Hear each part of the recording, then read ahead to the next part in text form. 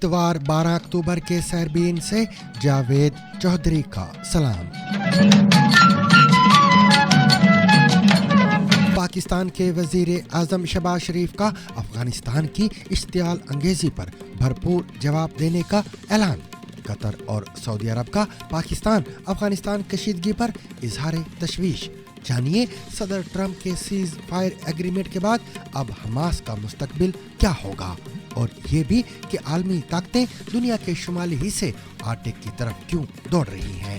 مزید یہ کہ تحریک لبیک پاکستان کی احتجاجی ریلی کی اس وقت کیا صورتحال ہے، اور ملیے ہاتھیوں کو سڑک پار کرانے والے چمندہ کمارا سے۔ اس کے علاوہ دیگر موضوعات بھی آج کے سیربین میں شامل رہیں گے، مگر ہمیشہ کی طرح پہلے اہم عالمی خبروں کا خلاصہ۔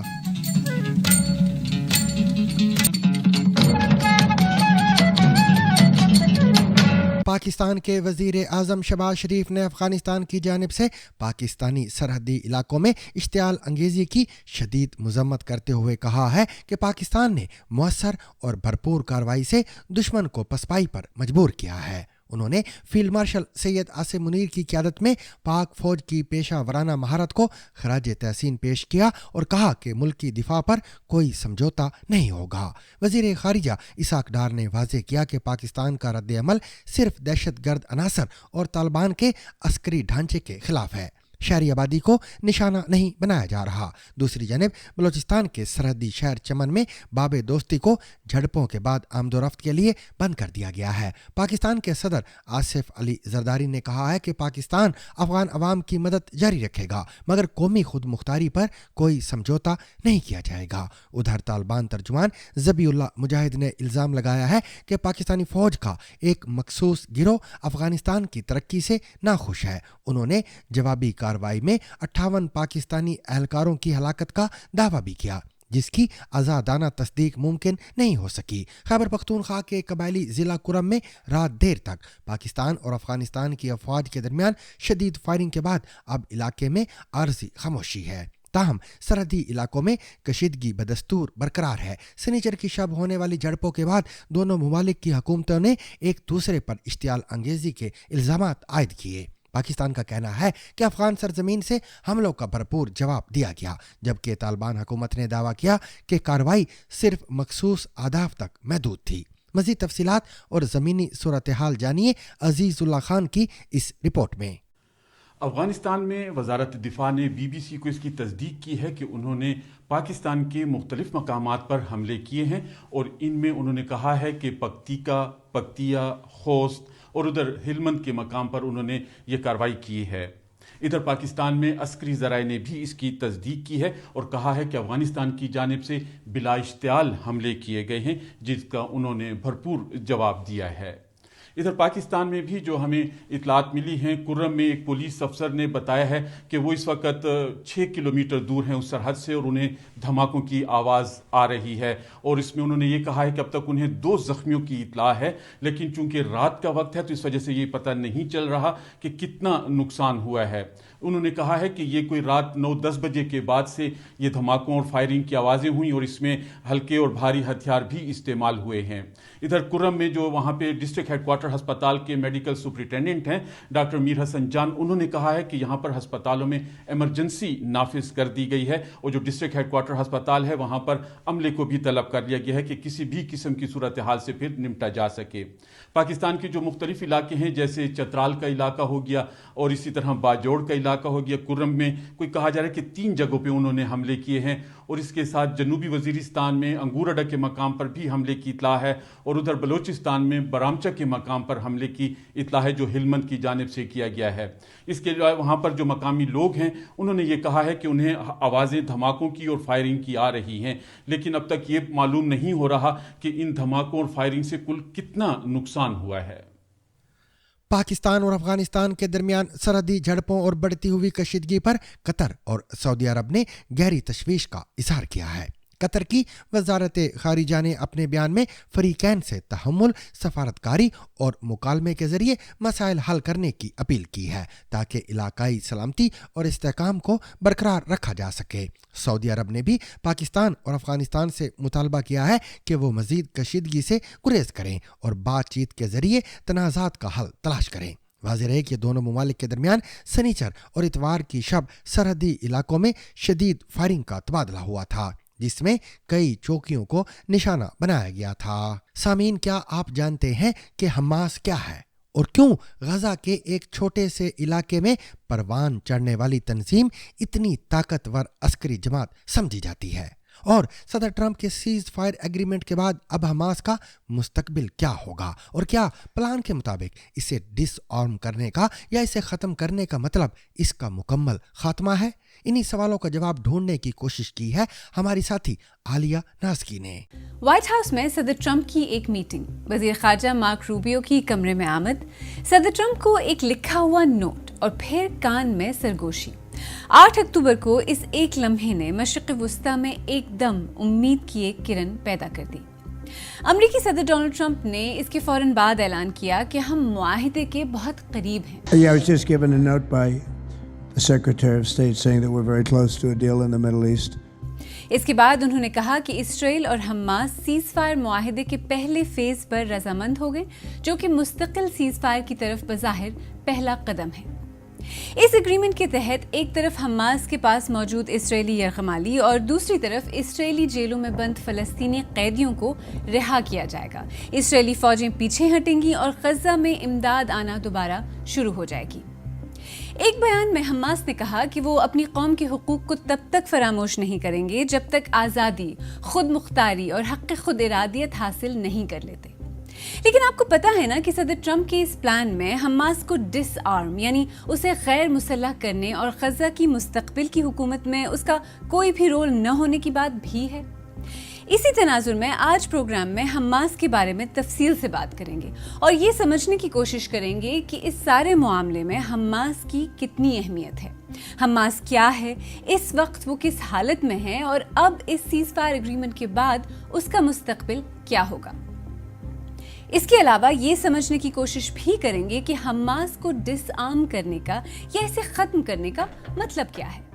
حماس کے بارے میں تفصیل سے بات کرنے سے پہلے آئیں کوئکلی ایک نظر اس نئے پلان پر ڈالتے ہیں۔ صدر ٹرمپ کے 20 نقاطی منصوبے کے مطابق غزہ کو ایک ایسا ٹیرر فری زون بنایا جائے گا جس سے اس کے ہمسایوں کو کوئی خطرہ نہ ہو۔ غزہ کو اس کے رہائشیوں کے لیے ری ڈیولپ یا بحال کیا جائے گا۔ دونوں فریقوں کی رضامندی واضح ہوتے ہی جنگ فوراً ختم ہو جائے گی اور اسرائیلی فوجیں ایک طے شدہ حد تک پیچھے ہٹ کر یرغمالیوں کی رہائی کی تیاری کریں گی۔ جیسا کہ ہم نے کہا، اس پلان میں حماس کو ڈس آرم کرنے اور اسے مستقبل میں کسی بھی طرح کی حکومت کا حصہ نہ بننے دینے کی باتیں بھی ہیں۔ یہ فرق ہے کہ پہلے ہم امن کو دیکھ رہے ہیں اور جنگ بندی کو دیکھ رہے ہیں اور پھر اکنامکس کو دیکھ رہے ہیں۔ جو پچھلی ایگریمنٹ تھی جیسے ابراہیم ایکارڈز وغیرہ، تو اس میں یہ ہوتا تھا کہ پہلے اکنامکس دیکھتے تھے، معاشیت دیکھتے تھے اور پھر دیکھتے تھے کہ اس سے امن آئے گا۔ لیکن اب جو روٹ ہے وہ یہ ہے کہ امن ہوگا، جنگ بندی ہوگی، امن ہوگا اور پھر ہم اکنامکس کی طرف جائیں گے۔ لیکن اگین 2020 میں جو ابراہیم ایکارڈز ہوئے تھے اس میں اسرائیل کا ون آف فیکٹر یہ تھا کہ اسرائیل نے کہا تھا کہ وہ سیٹلمنٹس، بستیاں بنانا چھوڑ دے گا۔ کچھ گھنٹے میں ہی اسرائیل نے واپس بستیاں بنانا شروع کر دی تھی ویسٹ بینک میں۔ تو ابھی سب سسپیشس سے محتاط ہیں کہ یہ ڈیل جائے گی آگے یا نہیں۔ تو حماس آخر ہے کیا؟ حماس کا پورا نام حرکت المقاومت الاسلامیہ یعنی اسلامی مزاحمتی تحریک ہے اور ایک اسلامی ملٹری اور سیاسی تنظیم کے طور پر اس کی بنیاد شیخ احمد اسماعیل یاسین نے 1987 میں رکھی تھی۔ اس کے بعد یہ پہلی بار 1988 میں منظر عام پر آئی جب اسرائیلی قبضے کے خلاف غزہ اور غرب اردن میں پہلا فلسطینی انتفاضہ شروع ہوا۔ شیخ اسماعیل یاسین کو 1989 میں اسرائیل نے عمر قید کی سزا سنائی۔ پھر 1997 میں قیدیوں کے تبادلے کے ایک معاہدے کے بعد انہیں رہا کیا گیا۔ 2004 میں ایک اسرائیلی ہیلی کاپٹر گن شپ حملے میں انہیں فجر کی نماز کے لیے جاتے ہوئے ہلاک کر دیا گیا۔ ابتدا میں حماس کے 2 بنیادی مقاصد تھے، جن میں سے ایک فلسطینیوں کے لیے معاشرتی بہبود کے پروگرام چلانا اور دوسرا اسرائیل کے خلاف مسلح جدوجہد کرنا تھا۔ مسلح جدوجہد کرنے کی ذمہ داری بنیادی طور پر حماس کے عسکری ونگ عز الدین القسام بریگیڈ کی تھی۔ حماس کی ملٹری ونگ کا نام فلسطینی شہر حیفا میں استقلال مسجد کے امام عز الدین القسام کے نام پر رکھا گیا، جو 1935 میں جنین کے علاقے میں برطانوی فوج کے حملے میں ہلاک ہوئے تھے۔ وہ اس وقت برطانوی فوج کے خلاف فلسطینی جنگجوؤں کی قیادت کر رہے تھے۔ خیر پھر 2005 میں جب اسرائیل نے غزہ کی پٹی سے اپنی فوج پیچھے ہٹا لی، حماس سیاسی عمل کا حصہ بھی بن گیا۔ 2006 میں ہونے والے انتخابات میں حماس نے فتح کو ہرا کر غزہ میں حکومت قائم کی۔ حماس غازنس کے لیے ایک پولیٹیکل اینٹیٹی ہے، اینڈ حماس غازہ والوں کے لیے ایک وائس ہے ٹو انٹرنیشنل اسٹیج پہ۔ یس، اسرائیل ایز اے تھریٹ ان کو لیتا ہے، بیکاز حماس جو ہے وہ مین گروپ ہے جو جنگ لڑ رہا ہے آن گراؤنڈ غزہ میں۔ تو ابھی حماس کا فیوچر بلیک لگ رہا ہے، لیکن پھر یہ بھی نہیں بھولنا چاہیے کہ وہ آن گراؤنڈ جو ہے نا، وہ حماس ہی پریزنٹ ہے۔ جب 7 اکتوبر 2023 کو حماس نے اسرائیل پر حملہ کیا تو اس وقت گروپ کے مرکزی رہنما اسماعیل ہنیہ تھے۔ وہ قطر میں بیس تھے، جہاں حماس کا سیاسی مرکزی دفتر موجود ہے۔ اسماعیل ہنیہ کو اسرائیل نے ایرانی دارالحکومت تہران میں جولائی 2024 میں نشانہ بنا کر ہلاک کیا۔ ان کی جگہ حماس کے سینئر رہنما یحییٰ سنوار نے لی۔ انہیں اکتوبر 2024 میں غزہ میں اسرائیلی فوج نے ایک حملے میں ہلاک کر دیا۔ یحییٰ سنوار کی ہلاکت کے بعد حماس کی قیادت ایک 5 رکنی کونسل کے ہاتھ میں ہے۔ اطلاعات کے مطابق اس کی سربراہی سنوار کے سابق نائب خلیل الحیہ کر رہے ہیں۔ الحیہ اکتوبر 2023 سے پہلے سے قطر میں مقیم ہے اور اسرائیل کے ساتھ ہونے والے بلاواسطہ مذاکرات میں حماس کے وفد کی قیادت کرتے آئے ہیں۔ اس کونسل میں خالد مشال، غرب اردن کے جلا وطن رہنما ظاہر جبارین اور شورا کونسل کے سربراہ محمد درویش شامل ہیں۔ یہ تمام رہنما یا تو قطر میں مقیم ہیں یا ترکی میں۔ ایز اے پولیٹیکل آواز تو وہ ہیں، لیکن کتنا ان کا انفلوئنس ہے زمین پر آن گراؤنڈ غزہ پہ، وہ پھر بھی کویشچنیبل ہے۔ لیکن حماس کی پولیٹیکل وائس ہے، سیاسی طور پر ہیں وہ، لیکن آن گراؤنڈ جو لیڈرز تھے نا، وہ یا تو مر گئے یا ان کے ساتھ کوئی رابطہ نہیں ہے، یا مارے گئے ہیں، بلکہ مار نہیں گئے، مارے گئے اسرائیل سے، لیکن ایز اے پولیٹیکل وائس ہیں۔ اچھا، یہ جو صدر ٹرمپ کا پلان ہے، اس کے مطابق حماس کو ڈسارم کرنے کی بات ہے اس میں، اس کے ساتھ ساتھ یہ بھی ہے کہ کوئی بھی فیوچر گورنمنٹ جو ہوگی اس میں حماس انوالو نہیں ہوگا۔ تو کیا آپ کو لگتا ہے کہ وہ ایک اسٹمبلنگ بلاک بنے گا؟ کیا اس شرط کے ہوتے ہوئے بات اس وقت ایک انیشل سیز فائر پر تو رضامندی ہو گئی ہے، لیکن کیا بات آگے بڑھے گی گیون اس طرح کی اگر کنڈیشن اس پلان میں ہے تو؟ اسرائیلی اور فلسطینیوں میں 70 سال سے زیادہ اب مسٹرسٹ بہت زیادہ ہے دونوں سائڈس پہ۔ اب مسٹرسٹ یہ بھی، اگر تھوڑا سا بھی کوئی گروپ وعدہ خلافی کرے گا یا ایگریمنٹس نہیں مانے گا تو جو معاہدہ ہوا ہے ابھی وہ ٹوٹ جائے گا۔ اٹس ویری نازک، بہت نازک ہے اس اسٹیج پہ۔ دیکھیں، جہاں تک حماس کے مقاصد کا سوال ہے تو اس کے فاؤنڈنگ چارٹر میں تاریخی فلسطین یعنی 1948 میں اسرائیل کے قیام سے پہلے کی زمینوں کو اسلامی سرزمین کے طور پر ڈیفائن کیا گیا ہے۔ یہ چارٹر یہودی ریاست کے ساتھ مستقل امن کے امکان کو رد کرتا ہے۔ 2017 میں حماس نے ایک نیا پالیسی ڈاکیومنٹ شائع کیا جس میں اسرائیل کو تو تسلیم نہیں کیا گیا، لیکن غزہ، غرب اردن اور مشرقی یروشلم پر مشتمل ایک عبوری فلسطینی ریاست کو تسلیم کیا گیا۔ اس ڈاکیومنٹ کا آفیشیل اعلان خالد مشعل نے قطر کے دارالحکومت دوحہ میں کیا تھا۔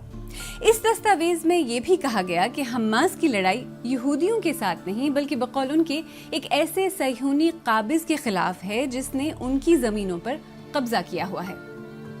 اسرائیل نے اس کے جواب میں کہا تھا کہ حماس دنیا کو بے وقوف بنا رہا ہے۔ اس کے بعد حماس کی قیادت میں غزہ کی حکومت پر اسرائیل اور اس کے مغربی اتحادیوں کی طرف سے سخت اقتصادی اور سفارتی پابندیاں عائد کی گئیں۔ 2007 کے بعد ہی اسرائیل نے غزہ پر بلاکیڈ کو مزید سخت کیا اور مصر نے بھی غزہ کے ساتھ اپنی بارڈر کراسنگ بند کر دی۔ 2007 سے 2023 تک اسرائیل حماس کے ساتھ 4 بڑی جنگیں لڑ چکا تھا جس میں ہزاروں فلسطینی ہلاک ہوئے۔ لیکن 2023 کے بعد مسلسل ہونے والی جنگ اسرائیل کی فلسطینیوں کے ساتھ سب سے بڑی اور خونریز جنگ تھی۔ Since October 7th, Israel has been at war. Israel did not start this war. Israel did not want this war. But Israel will win this war. Hamas فلسطینی علاقوں میں سب سے بڑا اور سب سے مؤثر عسکریت پسند گروپ اور سب سے بڑی سیاسی جماعت ہے۔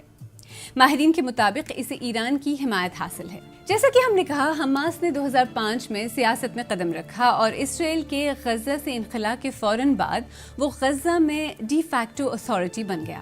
اگلے سال فلسطینی علاقوں میں ہونے والے انتخابات میں حماس نے 132 میں سے 76 نشستیں جیت کر کامیابی حاصل کی۔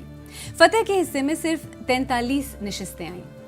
ایکسپرٹس کے مطابق حماس کو اس کی سماجی خدمات کی وجہ سے مقبولیت حاصل تھی اور دوسری طرف فتح پر کرپشن کے الزامات بھی تھے۔ غزہ میں یہ تاثر بھی تھا کہ فتح کی قیادت میں فلسطینی اتھارٹی اسرائیل کے ساتھ مذاکرات میں فلسطینیوں کے مسائل کو اہمیت نہیں دے رہی تھی۔ اپنی انتخابی مہم میں حماس کی حکمت عملی انٹرسٹنگ تھی۔ اس نے اسرائیل پر زیادہ توجہ دینے کے بجائے فلسطینیوں کے مسائل پر زیادہ بات کی۔ خیر، فتح اور اس کے مغربی حامیوں کے لیے انتخابات کا نتیجہ ناقابل قبول تھا اور جماعت نے غرب اردن میں حماس کو اقتدار سے بے دخل کر دیا۔ غزہ میں حماس نے فتح کی ملیشیاز کو 1 ہفتے کی لڑائی کے بعد شکست دے دی، جس کے نتیجے میں دونوں فلسطینی علاقوں کے درمیان سیاسی اختلاف پیدا ہوا اور غزہ میں حماس کی قیادت میں حکومت بنی۔ حماس نے غزہ کی پٹی میں مکمل قبضے کے بعد نئی عدلیہ اور ادارے قائم کیے جن کا نظام ماہرین کے مطابق آمرانہ تھا۔ اگر دیکھا جائے تو وہ ادارے بھی پیلسٹینین اتھارٹی یا PA کی طرز پر مبنی ادارے ہی تھے، بس فرق یہ تھا کہ اس مرتبہ انہیں مزید سخت کر دیا گیا۔ اس کے علاوہ اس کے بہت سے قائدانہ ادارے ہیں جو مختلف سیاسی، عسکری اور سماجی کام انجام دیتے ہیں۔ عمومی پالیسی ایک اعلیٰ مشاورتی ادارے کے ذریعے ترتیب دی جاتی ہے جسے اکثر پولٹ بیورو کہا جاتا ہے، جو جلا وطنی میں کام کرتا ہے۔ مقامی کمیٹیز غزہ اور غرب اردن میں بنیادی مسائل کا انتظام کرتی ہیں۔ خیر، غزہ پر پچھلے 2 سال سے جاری اسرائیلی بمباری اور زمینی کارروائی کا نتیجہ ہم سب مسلسل اپنے فونز پر دیکھتے آئے ہیں۔ غزہ تقریباً پوری طرح تباہ ہو چکا ہے۔ ایسے میں اس سب کا حماس پر کیا اثر پڑا ہے؟ حماس کے جنگجوؤں کی کتنی تعداد بچ گئی یا ان کے پاس کس قسم کا اسلحہ ہے، اس بارے میں اس وقت حتمی طور پر کچھ بھی نہیں کہا جا سکتا۔ 2 سال کی اس جنگ نے غزہ کو بڑی حد تک تباہ کر دیا ہے اور حماس کے انفراسٹرکچر کو بھی یقینی طور پر شدید نقصان پہنچا ہے۔ لیکن اس کے باوجود یہ بھی حقیقت ہے کہ حماس کے پاس اب بھی اسرائیلی یرغمالی ہیں، یعنی حماس کے پاس اب بھی نیگوشیٹنگ پاور ہے۔ 7 اکتوبر 2023 کے حملے سے پہلے اسرائیلی ڈیفنس فورسز اور متعدد ذرائع کے اعداد و شمار کے مطابق حماس کے پاس 30,000 کے قریب القسام بریگیڈ کے مسلح جنگجو تھے، جن کے متعلق اسرائیل کا دعویٰ ہے کہ اس نے تقریباً 17,000 جنگجوؤں کو ہلاک کر دیا ہے۔ اس کے علاوہ اس کے پاس مختلف اقسام کے ہزاروں راکٹ موجود تھے، جن میں 10 کلومیٹر سے لے کر 250 کلومیٹر رینج تک مار کرنے والے راکٹ شامل تھے۔ حماس کے پاس سمندر میں کارروائی کرنے والے 400 کے قریب نیول کمانڈوز بھی تھے۔ لیکن شاید حماس کی سب سے بڑی طاقت غزہ کی پٹی میں 500 کلومیٹر پر پھیلی ہوئی زیر زمین سرنگیں تھیں، جن میں جا کر حماس کے جنگجوؤں کو پکڑنا بہت مشکل تھا۔ Dug a whole city underneath Gaza, connected with tunnels that are dozens of kilometers long, and these tunnels have everything in them. Huge headquarters, storage, connection to rocket launchers. There are like 1,000 different sites of rockets, all of them underground. ویسے تو اسرائیل نے غزہ پر اس قدر اور اس شدت سے بمباری کی ہے کہ غزہ تقریباً فلیٹ ہو چکا ہے، لیکن کچھ تجزیہ کاروں کا خیال ہے کہ اب بھی یہی وہ سرنگیں ہیں جہاں سے حماس کے جنگجو آپریٹ کرتے ہیں اور انہی میں کہیں مخفیوں کو بھی رکھا گیا ہے۔ دیکھیں، یہ بات سچ ہے کہ حماس اپنے قیام کے بعد اسرائیل میں بم حملوں، راکٹ اٹیکس، شوٹنگز، شہریوں اور فوجیوں پر حملوں میں ملوث رہا ہے۔ یہ بھی سچ ہے کہ حماس کے قیام سے پہلے اور اس کے قیام کے بعد فلسطینی علاقوں میں اسرائیلی کارروائیوں میں ہزاروں فلسطینی مارے جا چکے ہیں، غیر قانونی یہودی بستیوں میں تیزی سے اضافہ ہوا ہے اور فلسطینیوں کے خلاف یہودی آبادکاروں کی پرتشدد کارروائیاں معمول کی بات بن گئی ہیں۔ اس کے علاوہ ماضی قریب میں 2008، 2009، 2012 اور 2014 میں اسرائیل نے غزہ پر حملے کیے۔ 7 اکتوبر 2023 سے پہلے حماس اور اسرائیل کے درمیان آخری بڑا تصادم مئی 2021 میں ہوا تھا جو 11 روز تک جاری رہا تھا. تو ایسے میں صدر ٹرمپ کے اس امن منصوبے یا پیس پلان کا حماس کے لیے کیا مطلب ہے؟ اگر یہ فار سم ریزن فیل ہوگا، اگر جو ٹیکنوکریٹ گورنمنٹ ہے وہ فیل ہوتی ہے تو پھر بھی حماس اسٹرانگ ہی نکلے گا، بیکاز حماس نے ایکسیپٹ تو کیا، لیکن ان دی اینڈ اگر ٹیکنوکریٹ گورنمنٹ فیل ہوگی تو the people will turn to Hamas again. اور ریئلسٹکلی آپ کو لگتا ہے حماس ڈسارم ہو جائے گا؟ دیکھیں، حماس کو اگر ہائپوتھیٹکلی حماس کو بھی گن کے ڈسارم کریں گے، جیسے میں نے کہا ہے وہاں بہت سارے گروپس ہیں آن گراؤنڈ، حماس کے نام سے نہیں ہوں گے لیکن بہت سارے ریزسٹنس فائٹرز ہیں، تو ان کو تو اٹ از ناٹ پاسبل کہ ان کو ڈسارم کیا جائے. اسرائیل کہتا آیا ہے کہ مسئلہ حماس اور اسرائیل پر اس کے حملے ہیں. حماس کہتا ہے کہ مسئلہ حماس نہیں بلکہ فلسطینی علاقوں پر اسرائیل کا قبضہ ہے. یہ بات بھی سچ ہے کہ حماس اسرائیلی قبضے کے خلاف قائم ہونے والا پہلا یا آخری گروپ نہیں. امریکہ ڈائریکٹلی یا انڈائریکٹلی حماس کے ساتھ مذاکرات تو کر رہا ہے، لیکن امریکہ اور مغربی ممالک حماس کو ایک دہشت گرد تنظیم بھی سمجھتے ہیں. فی الحال ایسا لگتا ہے کہ شاید بات ایک مستقل سیز فائر کی اور اسرائیل کی فوجی پوزیشنز میں تبدیلی کی طرف جا رہی ہے، لیکن ماہرین کہتے ہیں کہ اب بھی حماس کو ڈسارم کرنے، اسے ختم کرنے کا مطلب غیر واضح ہے، اور یہ بھی کہ غزہ کے فلسطینی اب بھی حماس کے ساتھ ہیں یا محمود عباس کی فتح کے ساتھ، اور یہ بھی غیر واضح ہے کہ حماس کی غیر موجودگی میں غزہ کی سیاسی شکل کیا ہوگی. دنیا کے شمالی حصے آرکٹک میں کشیدگی تیزی سے بڑھ رہی ہے کیونکہ یہ خطہ زمین کے دیگر حصوں کے مقابلے میں زیادہ تیزی سے گرم ہو رہا ہے. روس اور نیٹو نے علاقے میں اپنی فوجی سرگرمیاں بڑھا دی ہیں، جبکہ چین بھی آرکٹک میں اثر و رسوخ حاصل کرنے کی کوشش کر رہا ہے. پگھلتی برف سے نئے وسائل اور سمندری راستے ظاہر ہو رہے ہیں جن پر ملکوں کی نظریں جمی ہوئی ہیں. آج ہم نے ان 5 بڑی وجوہات پر روشنی ڈالی ہے جو آرکٹک کو عالمی طاقتوں کے درمیان کشیدگی کا نیا مرکز بنا رہی ہیں. وہ وجوہات کیا ہیں آپ بھی سنیے. آرکٹک میں جو کچھ ہوتا ہے وہ صرف آرکٹک تک محدود نہیں رہتا. آرکٹک میں اب ایسی چیزیں ہو رہی ہیں جن کا 20 سال پہلے تصور بھی نہیں کیا جا سکتا تھا. یہ زمین کا وہ خطہ ہے جو سب سے تیزی سے گرم ہو رہا ہے. موسم جیسے جیسے بدل رہا ہے ویسے ہی اس کی اسٹریٹجک اہمیت بھی بڑھ رہی ہے. ہمیں گرین لینڈ قومی سلامتی کے لیے چاہیے، بلکہ بین الاقوامی سلامتی کے لیے بھی چاہیے. اب بڑی طاقتیں شمال کی طرف متوجہ ہیں، وسائل کے لیے، نئے سمندری راستوں کے لیے اور عالمی اثر و رسوخ کے لیے. بہت سے ممالک نے آرکٹک کے لیے اپنی حکمت عملیاں تیار کی ہیں. یہ اس بات کا حصہ ہے کہ کس طرح عالمی نظام کو چیلنج کیا جا رہا ہے. یہ ہیں وہ 5 وجوہات جنہوں نے آرکٹک کو عالمی طاقتوں کے مقابلے کا میدان بنا دیا ہے. آرکٹک سرکل صرف برف اور سردی کا خطہ نہیں، یہ 8 ممالک پر محیط ہے. امریکہ، کینیڈا، گرین لینڈ جو ڈنمارک کا نیم خود مختار علاقہ ہے، Iceland, Norway, Sweden, Finland اور روس.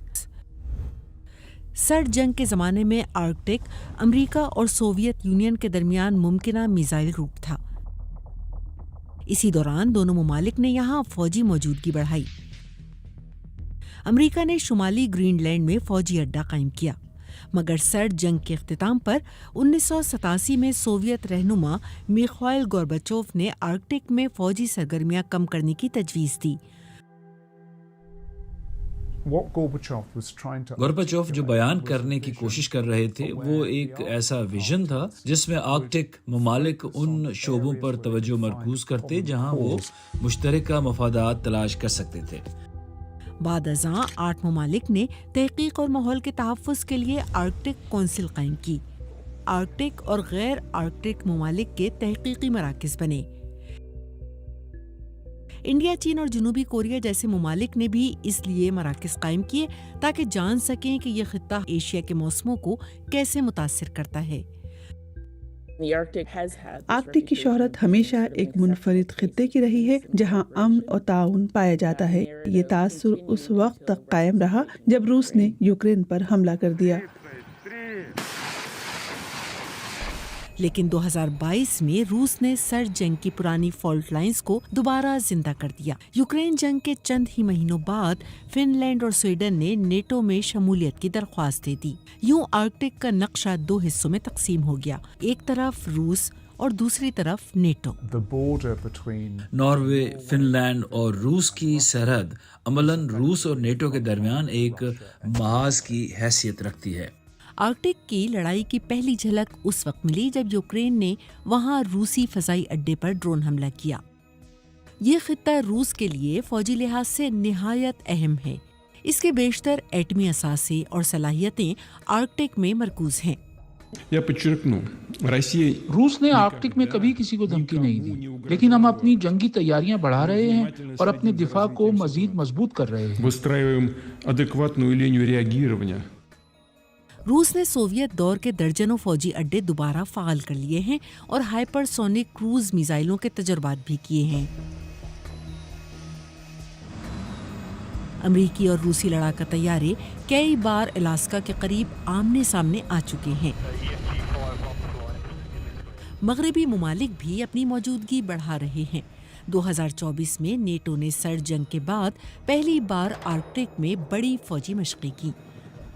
अमेरिका ने अलास्का में अपनी स्पेशल आर्कटिक फोर्स को दोबारा सरगर्म कर दिया है।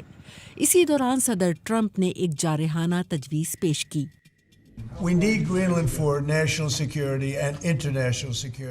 हमें ग्रीनलैंड कौमी और बैनुल-अक़वामी सलामती के लिए चाहिए। हमें जितना भी आगे जाना पड़ेगा जाएंगे। हमें ग्रीनलैंड चाहिए। अमेरिका ने ग्रीनलैंड में अपना फौजी अड्डा कायम कर रखा है, लेकिन ट्रंप की तजवीज़ पर रद्द अमल वाज़ेह था। ग्रीनलैंड की अवाम की मिल्कियत है और ये डेनमार्क की बादशाहत का हिस्सा है और ये कभी नहीं बदलेगा। सर्वे बताते हैं कि ज्यादातर ग्रीनलैंडर्स अमेरिका का हिस्सा नहीं बनना चाहते, वो आज़ादी चाहते हैं। ट्रंप का ख्याल था कि रूस और चीन की बढ़ती हुई शराकत का मुकाबला करने के लिए आर्कटिक में अमेरिकी मौजूदगी जरूरी है। रूस और चीन अपनी शराकत को गहरी दोस्ती करार देते हैं। आपको दूरबीन की भी जरूरत नहीं। बाहर देखें तो हर तरफ चीनी जहाज हैं, हर तरफ रूसी जहाज हैं। हम ऐसा होने नहीं देंगे।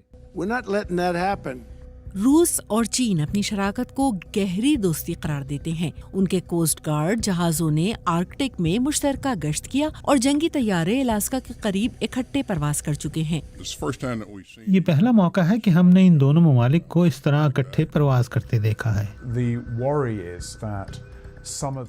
तशवीश की बात यह है कि ये मशक़ें, तरबियती कार्रवाइयाँ और पेट्रोलिंग किसी खतरनाक कशीदगी या बड़ी गलती का बायस बन सकती हैं। चीन कहता है कि ये सब रूस के साथ ताउन की वजह से है, किसी तीसरे मुल्क के खिलाफ नहीं। लेकिन इस शराकत के भी अपने मसाइल हैं। एक खतरा जिससे रूस बखूबी वाकिफ है ये है कि जितना ज्यादा वो चीन के साथ ताउन करता है उतना ही ज्यादा वो चीन को एक ताकतवर आर्कटिक करीबी रियासत के तौर पर अमल करने की कानूनी हैसियत फराहम करता है। चीन खुद को आर्कटिक की करीबी रियासत कहता है, हालांकि वो आर्कटिक सर्कल से 1400 किलोमीटर दूर है। 2018 में उसने पोलर सिल्क रोड के तहत सरमायाकारी की कोशिश की, मगर ज्यादा पजीराई नहीं मिली। खित्ते की कई कम्युनिटीज चीन पर ज्यादा इन्हिसार नहीं करती। वो एक पोलर सुपर पावर बनना चाहते हैं। हम चीन के साथ ताल्लुक चाहते हैं, लेकिन हम चीन पर इन्हिसार नहीं करना चाहते। इसमें कोई शक नहीं है कि चीन ने आर्कटिक में नुमाया असर डालने की कोशिश की, लेकिन वो अमली तौर पर कामयाब नहीं हो सका। चीन को ज्यादा कामयाबी रूस के साथ कुदरती गैस के मंसूबों में मिली, जिसे बर्फ पिघलने के बाद निकालना और लाना आसान हुआ है। 1979 में आर्कटिक सर्कल का मंजर ऐसे था और 2024 में ऐसे। यहाँ अब बर्फ 26 लाख मुरब्बा किलोमीटर कम हो चुकी है, जो तकरीबन अर्जेंटीना के रकबे के बराबर है। कुछ लोग उसे मौका समझते हैं क्योंकि बर्फ पिघलने से जहाजरानी के रास्ते खुलते हैं। 3 मुमकिना रूट्स में फिलहाल सिर्फ रूस के साहिल के साथ नॉर्दर्न सी रूट काबिल अमल है। ये उम्मीद की जाती रही है कि ज्यादा ट्रैफिक नहर स्विस के इस्तेमाल को छोड़कर हजारों मील शिपिंग का फासला और वक्त कम कर सकेगी। 2024 में 97 कार्गो जहाजों ने ये रास्ता इस्तेमाल किया, ज्यादातर रूस से चीन तक। लेकिन अगर इसका मवाजना स्विस कैनाल से किया जाए, जहां सालाना 13,000 जहाज गुजरते हैं, तो आर्कटिक को मुतबादिल बनने में अभी वक्त लगेगा।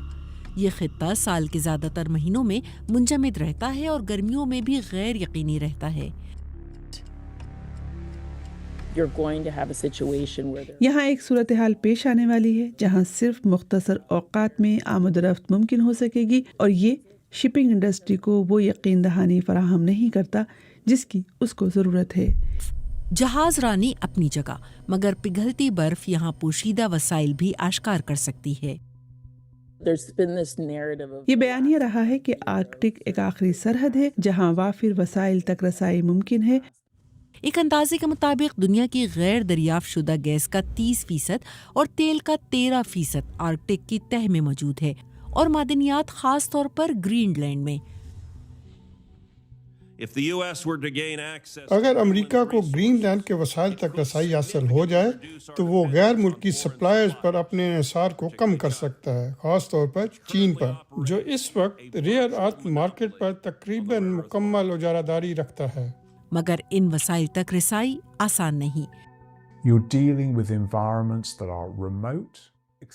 आप ऐसे माहौल से निमट रहे होते हैं जो दूर दराज हैं, जिनमें काम करना महंगा है, जहां बुनियादी इंफ्रास्ट्रक्चर नहीं है और करीब में हुनरमंद अफरादी क़ुव्वत बहुत कम दस्तयाब है।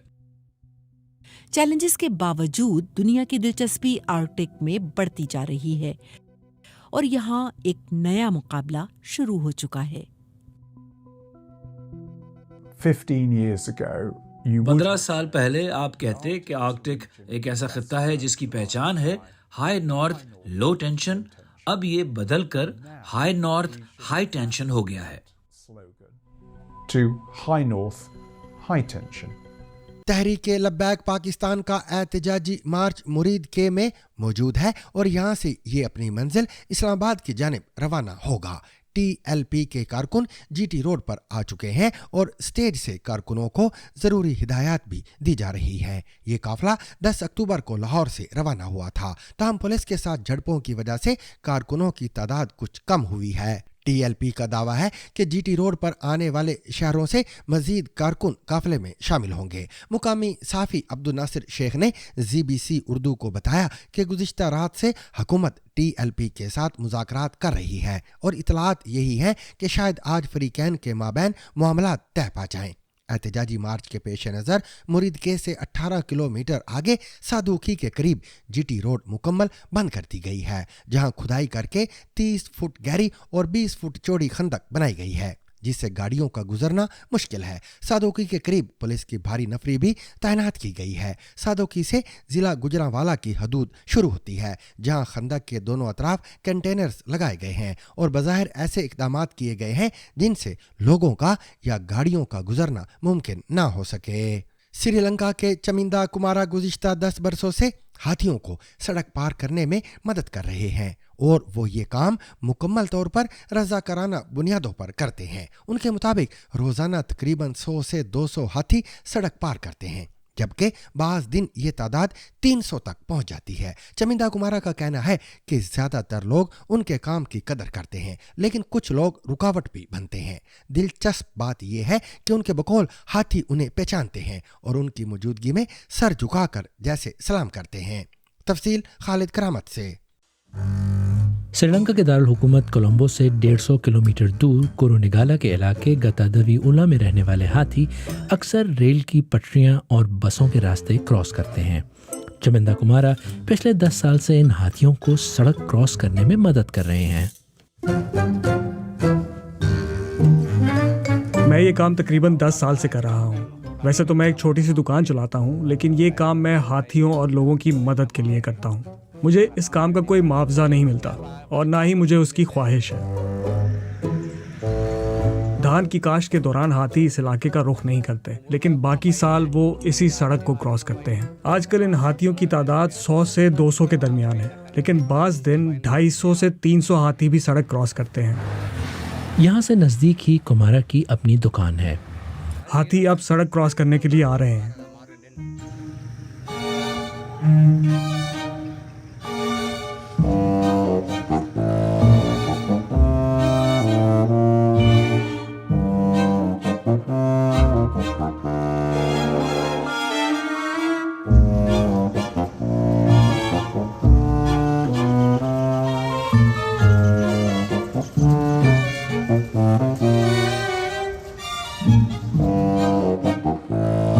कुमारा का कहना है कि कुछ लोग हाथियों की नक्लो हरकत में खलल डालने की कोशिश करते हैं। कुछ लोग हाथियों के साथ अच्छा बर्ताव रखते हैं, लेकिन कुछ उन्हें तंग भी करते हैं।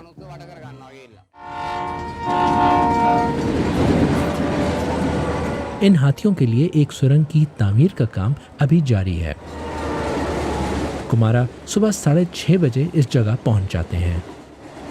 हाथी आए या ना आए, मैं वहाँ रोज जाता हूँ।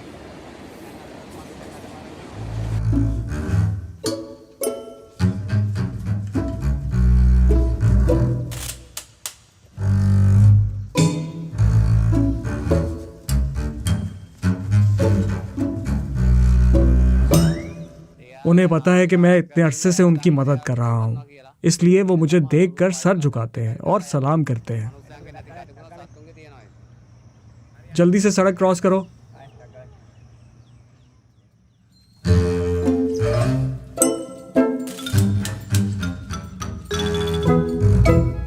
और सामीन, इसके साथ ही आज का सैरबीन अपने इख्तिताम को पहुंचा। मुझे और मेरी पूरी टीम को कल तक के लिए इजाज़त दीजिए, लेकिन इजाज़त लेने से पहले अब तक की खास खबरें।